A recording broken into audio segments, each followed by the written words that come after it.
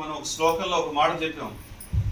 అలా అవతరించినటువంటి పరాభట్టానికి కూడా భూమి మీదకి వచ్చిన తర్వాత ఆవిడ మాయా ప్రకృతి ఆవిడ్ని బంధిస్తే ఆవిడికి కూడా సీతాశోక వినాశక.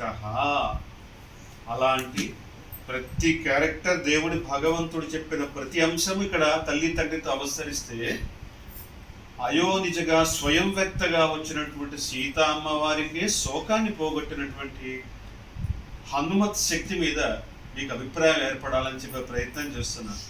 సుందరకాండ పారాయణ చాలా విశేషం.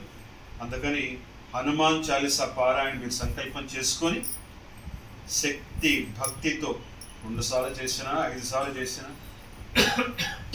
మీరు అతికి వెళ్ళి 52 సార్లు చేస్తామని విపరీతమైన వేగంతో అది ఎవరికీ అర్థం కాక హనుమంతుల వారికి గజిబిజి వచ్చేంత గోల చేయకుండా ఒకసారి చేసినా 2 సార్లు చేసినా శ్రీ హనుమాన్ అనే చక్కగా మృదువుగా ముద్దుగా సరళంగా నేను ఇలాగే చేస్తాను. కొంతమంది అడుగుతున్నప్పుడు అలా ఇలాగే చేస్తాను, మాకు ఇలా చెబితే అలా చేయకండి, అంత అతిగా వద్దు.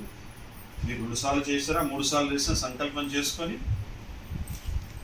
మీ పిల్లల కోసమో మీకోసం అనుకున్నారు కాబట్టి హనుమాన్ చాలీసా సుందరకాండ పూర్తి అయ్యేటప్పటికీ కనీసం మీకు 50% అన్న ఫలితం కనిపించాలి అంటే మీకు అంత సాధన ఉండాలని తెలియచేస్తూ శ్రీమాత్రే నమః.